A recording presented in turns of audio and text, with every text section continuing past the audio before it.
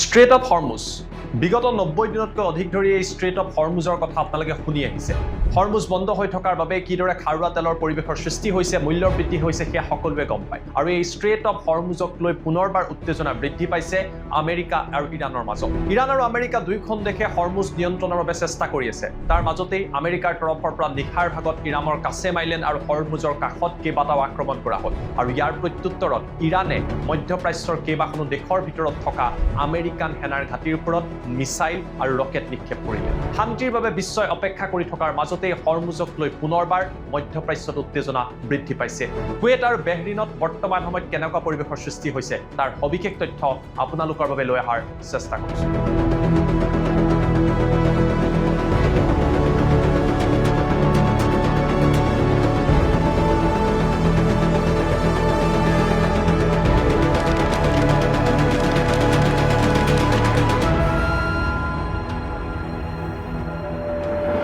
নমস্কাৰ, মই জ্যোতিদীপ বৈশ্য।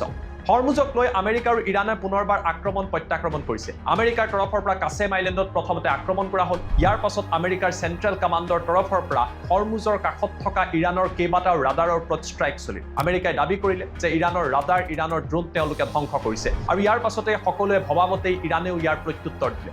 ইৰাণৰ তৰফৰ পৰা ধাৰাবাহিকভাৱে কোৱা হৈছে, যদি আমেৰিকাই এই কাম কৰি থাকে, ইৰাণে মধ্যপ্ৰাচ্যত থকা আমেৰিকান সেনাৰ ঘাটিৰ ওপৰত আক্ৰমণ কৰিব। ইৰাণৰ তৰফৰ পৰা প্ৰথমতে লক্ষ্য কৰি লোৱা হ'ল কুৱেটৰ কেইবাটাও প্ৰান্তত ইৰাণে মিছাইল নিক্ষেপ কৰিলে। কুৱেটত থকা যি মিছাইল ইণ্টাৰচেপ্টৰ আছিলে তাৰ সহায়ত এই মিছাইলসমূহ মাজ আকাশতেই ধ্বংস কৰা হয়। কিন্তু কুৱেটত নিশাৰ ভাগত থকা জনতাৰ মাজত হাহাকাৰ লাগে। তেওঁলোকে চাইৰেনৰ শব্দ শুনিবলৈ পায় আৰু জৰুৰী অৱস্থাই বিৰাজ কৰে।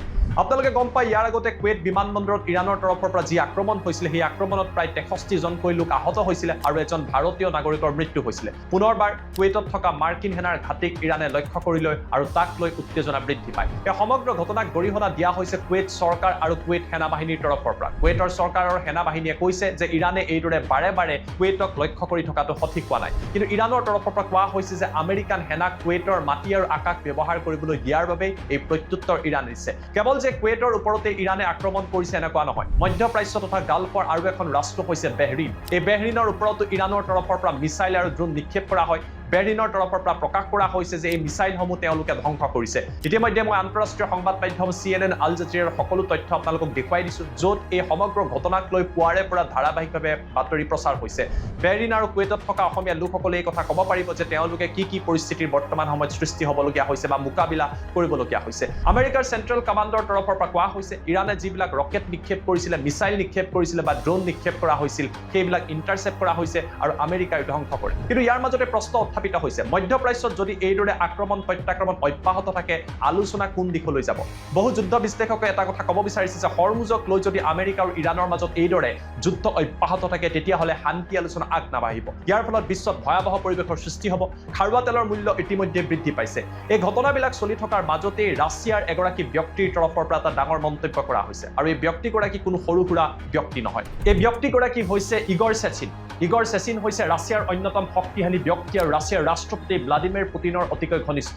ৰাছিয়াৰ যিসমূহ তেল কোম্পানী আছে, যিসমূহ গেছ কোম্পানী আছে, তাৰ লগত ওতঃপ্ৰোতভাৱে এইগৰাকী ইগৰ চেচিন জড়িত হৈ আছে। অৰ্থাৎ গ্ল'বেল এনাৰ্জি ছেক্টৰত এই ব্যক্তিগৰাকীৰ যথেষ্ট ভূমিকা আছে। আন্তঃৰাষ্ট্ৰীয় সংবাদ মাধ্যম ৰয়টাৰে তেখেতক কোট কৰি এটা বাতৰি প্ৰচাৰ কৰিছে। এই বাতৰিটো মই আপোনালোকক দেখুৱাই দিছোঁ। ৰাছিয়াৰ ইগৰ চেচিনৰ তৰফৰ পৰা এটা কথা উল্লেখ কৰা হৈছে, এই যুদ্ধৰ ফলত যদি আটাইতকৈ বা হৰমুজ বন্ধ হৈ থকাৰ ফলত যদি আটাইতকৈ কাৰোবাৰ লাভ হৈছে, সেয়া হৈছে আমেৰিকান কোম্পানীসমূহৰ লাভ। এয়া ৰয়টাৰৰ বাতৰি, য'ত ইগৰে উল্লেখ কৰিছে যে এই যুদ্ধৰ ফলত, হৰমুজ বন্ধ হৈ থকাৰ ফলত আমেৰিকান কোম্পানীসমূহৰ যি তেল, সেইসমূহ তেলৰ এতিয়া ডিমাণ্ড বিশ্বত বৃদ্ধি পাইছে। কিয়নো মধ্যপ্ৰাচ্যৰ পৰা খাৰুৱা তেল বিশ্বৰ বিভিন্ন প্ৰান্তলৈ যোৱা নাই, আনকি ৰাছিয়াৰ অইলো বিভিন্ন দেশে ক্ৰয় কৰিব পৰা নাই। ইয়াৰ ফলত আমেৰিকা নাইবা ভেনিজুৱেলাৰ খাৰুৱা তেলৰ ওপৰত এতিয়া বিশ্ব নিৰ্ভৰ কৰিবলগীয়া হৈছে। ছৌদি আৰৱ আৰু ৰাছিয়াৰ পাছত আমেৰিকাই যথেষ্ট পৰিমাণৰ তেল উৎপাদন কৰে বা শোধন কৰে। অৱশ্যে তেলসমূহৰ মূল্য আন দেশৰ প্ৰান্ততকৈ বহু বেছি আৰু তাৰ বাবেই আমেৰিকাৰ কোম্পানীসমূহৰ প্ৰফিট বা লাভ বৃদ্ধি পাইছে। সেইবাবে আমেৰিকাই হৰমুজ খোলাটো বিচৰা নাই আৰু যুদ্ধ দীঘলীয়াৰ জৰিয়তে ট্ৰাম্প আৰু আমেৰিকাই ডাঙৰ প্ৰফিট কৰিছে। যি সময়ত বিশ্বৰ বিভিন্ন প্ৰান্তত জনতাৰ মাজত হাহাকাৰ লাগিছে, সামগ্ৰীৰ মূল্য বৃদ্ধি হৈছে, যুদ্ধৰ ফলত জনতা হলঠেকত পৰিছে, বিশ্বৰ অৰ্থনীতিত হাহাকাৰ লাগিছে, সেই মুহূৰ্ততেই